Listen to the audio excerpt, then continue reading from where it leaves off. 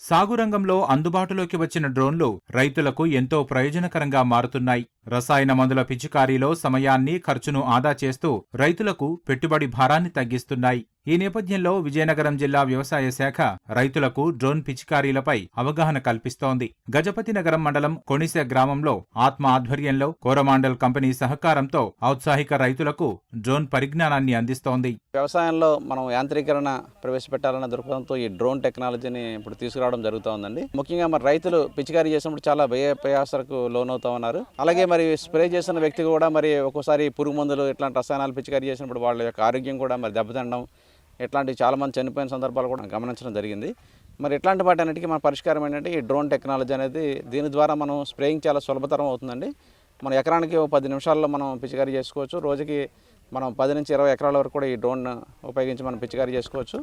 అదేవిధంగా ప్రస్తుతం మనకి ఈ కోరమాండల్ సంస్థ ద్వారా మనం కొంతవరకు ఈ డ్రోన్స్ని ఉపయోగిస్తూ ఉన్నాం.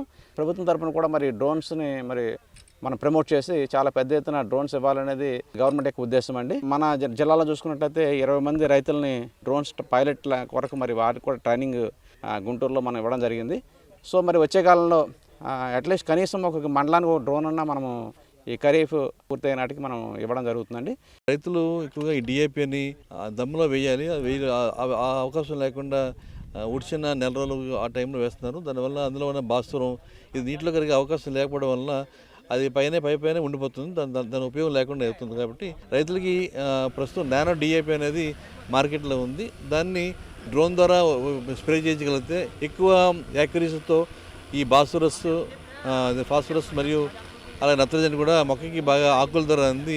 ఆకులు కాకుండా వేరే వ్యవస్థ కూడా బాగా వస్తుందని చెప్పి ఉద్దేశంతో ప్రయోగాత్మకంగా ఈ ఆత్మ ద్వారా ఈ కొనిసె గ్రామంలో 40 ఎకరాల్లో ఇది చేపట్టడం జరిగింది. ఎకరానికి 1/2 లీటర్ నానో డిఏపి 10 లీటర్ నీటిలో కలిపి పిచికారీ చేసినట్లయితే సరిపోతుంది. కాబట్టి దీన్ని ఎక్కువ మంది రైతులు ఈ టెక్నాలజీ ఉపయోగించుకొని మనం దమ్ములో వేసే పరిస్థితి లేదుగా, ఎక్కువ మంది లేదు కాబట్టి ఈ పైన ఆకుల ద్వారా అందిస్తే ఎక్కువగా రైతులకు ఉపయోగపడుతున్న ఉద్దేశంతో ఈ కార్యక్రమం చేపట్టడం జరిగింది. డ్రోన్ పిచికారీలపై నిర్వహించిన అవగాహన కార్యక్రమానికి వ్యవసాయ శాఖ అధికారులు, డాట్ సెంటర్ శాస్త్రవేత్తలు, డ్రోన్ నిర్వాహకులు, రైతులు అధిక సంఖ్యలో హాజరయ్యారు. ఈ సందర్భంగా ఎకరానికి 1/2 లీటర్ నానో డిఏపి 10 లీటర్ల నీటిలో కలిపి డ్రోన్తో పిచికారీ చేయాలని ప్రయోగాత్మకంగా రైతులకు వివరించారు. సుమారు 40 ఎకరాల్లో నానో డిఏపిని పిచికారీ చేశారు. వ్యవసాయ శాఖ చొరవ రైతులు హర్షం వ్యక్తం చేస్తున్నారు. గ్రామీణ ప్రాంతాల రైతులకు ప్రభుత్వం డ్రోన్లను అందుబాటులోకి తీసుకురావాలని కోరుతున్నారు. వ్యవసాయ శాఖ వారి ఆధ్వర్యంలో డ్రోన్ తోటి పిచికారీ చేయడం,